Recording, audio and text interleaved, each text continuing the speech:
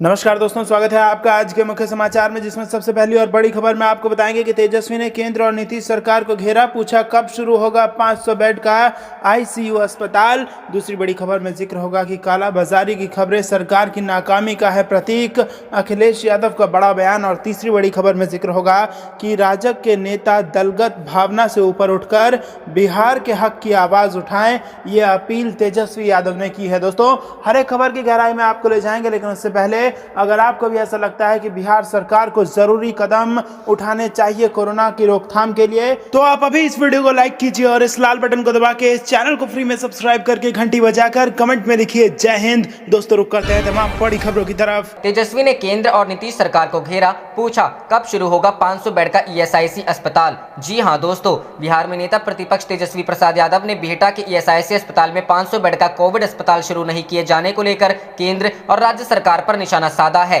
शनिवार को ट्वीट कर तेजस्वी यादव ने कहा कि क्या बिहार के मुख्यमंत्री, दो उप मुख्यमंत्री, केंद्रीय मंत्रियों और सांसद मिलकर इस अस्पताल को यथाशीघ्र चालू नहीं करवा सकते? क्या बिहार और केंद्र सरकार मिलकर कुछ डॉक्टर और स्वास्थ्य कर्मियों की यहाँ नियुक्ति नहीं कर सकती ताकि मरीजों को वापस लौटना और मरना ना पड़े? नेता प्रतिपक्ष ने कहा कि कितने दिनों से हाथ जोड़ प्रार्थना कर रहा हूं कि 500 बेड से सुसज्जित ईएसआईसी के इस हॉस्पिटल को शुरू कर दीजिए, लेकिन सरकार सुनने वाली नहीं। एक अन्य ट्वीट में आईजीआईएमएस में भर्ती मरीजों के मुफ्त इलाज की घोषणा पर प्रतिक्रिया व्यक्त करते हुए तेजस्वी यादव ने कहा कि सरकार अधूरी जानकारी ना परोसे, यह भी बताइए कि मात्र 100 बेड यानी केवल 100 मरीजों के लिए ही यह कथित सुविधा उपलब्ध है। कहा कि अगर संभव है तो संपूर्ण जानकारी के साथ लिखित आदेश की कॉपी भी सार्वजनिक कीजिए ताकि लोगों को सूचना ग्रहण करने में किसी प्रकार की असुविधा ना हो। रुख करते हैं अगली खबर की तरफ। कालाबाजारी की खबरें सरकार की नाकामी का प्रतीक, अखिलेश यादव ने कहा। जी हां दोस्तों, कोरोना वायरस महामारी के बीच कालाबाजारी की खबरें भी सामने आ रही हैं। प्रदेश से कालाबाजारी की खबरें सामने आने के बाद समाजवादी पार्टी के अध्यक्ष और उत्तर प्रदेश के पूर्व सीएम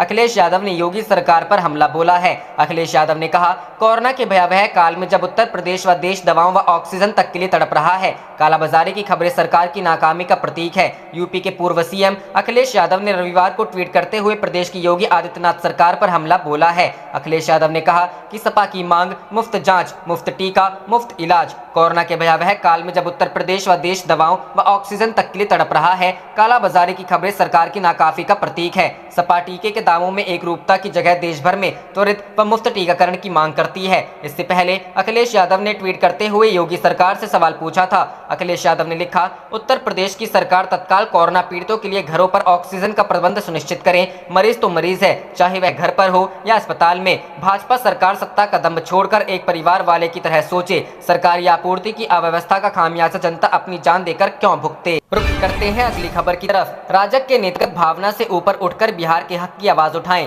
तेजस्वी। जी हां दोस्तों, बिहार विधानसभा में विपक्ष के नेता और पूर्व उप मुख्यमंत्री तेजस्वी यादव ने शनिवार को कोरोना के दौर में केंद्र सरकार से बिहार को अपेक्षित सहयोग नहीं मिलने का आरोप लगाते हुए राष्ट्रीय जनतांत्रिक गठबंधन के नेताओं से दलगत भावना से ऊपर उठकर बिहार के वाजिब हक के लिए आवाज उठाने की अपील की है। तेजस्वी ने केंद्र सरकार अपेक्षित सहयोग नहीं करने का आरोप लगाते हुए अपने आधिकारिक ट्विटर हैंडल से ट्वीट कर लिखा, बिहार को केंद्र से अपेक्षित सहयोग नहीं मिल रहा है, उल्टे ऑक्सीजन, वैक्सीन आवंटन में भी भेदभाव किया जा रहा है। घनी आबादी, उच्च संक्रमण दर, आधारभूत स्वास्थ्य संरचना की कमी के लिहाज से बिहार को जो कोटा निर्धारित होना चाहिए उसमें भारी कटौती की गई है। उन्होंने सवाल करते हुए कहा कि आखिर बिहार के साथ सौतेला बर्ताव क्यों किया जा रहा है?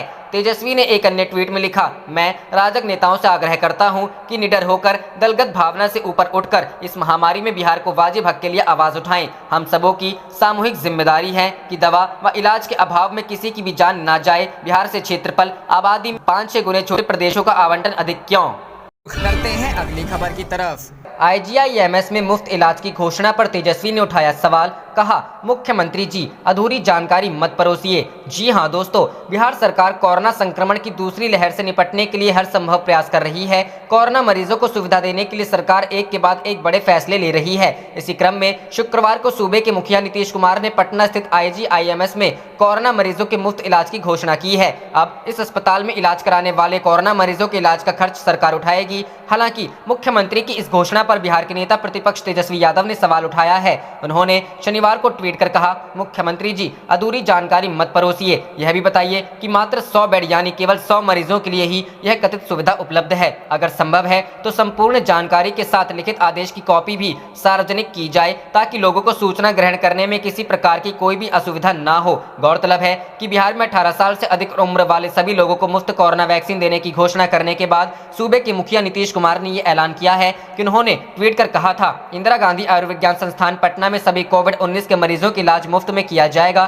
चिकित्सीय सेवाओं और दवाओं पर हुए खर्च का वहन राज्य सरकार करेगी। इसके साथ ही उन्होंने बिहार के सभी जिलों के अस्पतालों में उपलब्ध वेंटिलेटर को शीघ्र क्रियाशील करने का निर्देश दिया है। यह कार्य सरकारी प्रयास अथवा निजी क्षेत्र की संयुक्त भागीदारी से सुनिश्चित किया जा सकेगा। बता दें कि कोरोना के बढ़ते मामलों को देखते हुए पटना के IGIMS को कोविड डेडिकेटेड अस्पताल बनाया गया है, जहां फिलहाल 100 बेड की व्यवस्था है। मरीजों को सुविधा पहुंचाने के लिए लगातार वहां बेड की संख्या बढ़ाई जा रही है। IGIMS में बेड की संख्या बढ़ाने के साथ ही अस्पताल के कैंसर केयर यूनिट IGIC में कोरोना वार्ड बनाया गया है, जहां मरीजों का इलाज किया जा रहा है। रुख करते हैं अगली खबर की तरफ। कोरोना से लड़ाई में सीएम नीतीश को मिला RJD का साथ। जगदानंद सिंह बोले, विपक्ष सहयोग देने को तैयार। जी हां दोस्तों, बिहार देश के दूसरे राज्यों की तरह कोरोना महामारी की चपेट में है। बिहार सरकार लगातार लोगों की जानें बचाने के लिए प्रयास कर रही है। इस बीच राष्ट्रीय जनता दल के प्रदेश अध्यक्ष जगदानंद सिंह ने कहा है कि उनकी पार्टी और विपक्ष कोरोना महामारी के इस दौर में सरकार को हर प्रकार से सहयोग देने को तैयार है।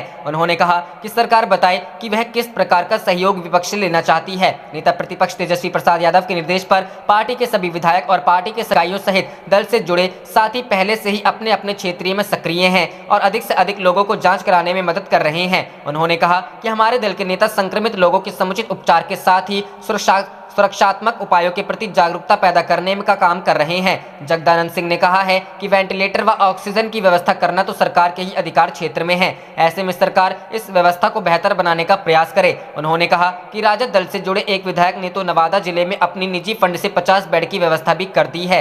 उन्होंने यह भी कहा कि सरकार को बताना चाहिए कि उसे विपक्षी दलों से किस प्रकार का सहयोग चाहिए। अभी सबसे अधिक परेशानी ऑक्सीजन गैस को लेकर हो रही है, जिसका आवंटन केंद्र सरकार करती है। अस्पतालों में वेंटिलेटर और बेड की व्यवस्था सरकार करती है। दवाइयों पर नियंत्रण सरकार का है। राजद प्रदेश अध्यक्ष ने कहा कि अब इन संसाधनों को लेकर सरकार की वास्तविक स्थिति क्या है उसे सार्वजनिक रूप से बताना चाहिए। सरकारी स्वास्थ्य कर्मी और प्रशासनिक महकमे के लोग भी अपनी जान पर खेलकर उपलब्ध साधनों का इस्तेमाल करते हुए अपने स्तर से बेहतर सेवा देने का प्रयास कर रहे हैं, पर साधन उपलब्ध कराने की जिम्मेदारी सरकार की है। श्री सिंह ने सरकार को मदद करने की इच्छा जताते हुए कहा कि राजद से जुड़े चिकित्सक और तकनीशियन पहले से ही निःशुल्क सेवा दे रहे हैं। सरकार अपने स्तर से यदि उनकी सेवा लेनी चाहती है तो वह जानकारी उपलब्ध कराएं। राजद के साथ ही सेवा देने को तैयार हैं। राजद प्रदेश अध्यक्ष ने आगे कहा, यदि सरकार को आर्थिक सहयोग की आवश्यकता है तो वह उनके हाथ में है। नेता प्रतिपक्ष तेजस्वी प्रसाद यादव के निर्देश पर हमारे सभी विधायक अपनी पूरी राशि आर्थिक सहयोग के रूप में देने को तैयार है। साथ ही उन्होंने कहा कि पिछली बार भी हमारे दल के विधायकों द्वारा सरकार को सहयोग दिया गया था, पर उस राशि को कहां खर्च किया गया इसकी जानकारी भी सार्वजनिक होनी चाहिए। उन्होंने कहा कि तत्काल अभी 14 लीटर वाली कम से कम 100 गैस सिलेंडर सभी जिलों में उपलब्ध कराना जरूरी है। जिलों की आबादी के अनुसार सिलेंडरों की संख्या निर्धारित की जा सकती है। बड़े अस्पतालों सहित सदर अस्पतालों और रेफरल अस्पतालों में खराब पड़े वेंटिलेटर को तत्काल मरम्मत करवाकर उसे इस्तेमाल करते हैं। अगली खबर की तरफ। रिपोर्ट में दावा, महामारी के बावजूद हेल्थ बजट में मामूली बढ़ोतरी। भाजपा सांसद बोले, पानी और सफाई को भी कर लिया शामिल। जी हां दोस्तों, बीजेपी नेता सुब्रमण्यम स्वामी अपनी ही पार्टी की सरकार की कई मुद्दों पर आलोचना करते रहते हैं। एक बार फिर उन्होंने स्वास्थ्य बजट को लेकर मोदी सरकार को घेरा है। नेता ने एक खबर जिसमें दावा किया गया है कि कोरोना के बावजूद स्वास्थ्य बजट में बढ़ोतरी हुई है को शेयर करते हुए मोदी सरकार पर तंज कसा है। नेता ने ट्वीट किया, पानी और साफ सफाई को भी स्वास्थ्य बजट में जोड़ लिया गया है, जबकि पोषण को लेकर बजट कम किया गया है। बता दें कि इस साल बजट पेश करते हुए वित्त मंत्री निर्मला सीतारमण ने 64,180 करोड़ रुपए के बजट वाली एक नई स्वास्थ्य योजना प्रधानमंत्री आत्मनिर्भर स्वस्थ भारत योजना की घोषणा की थी।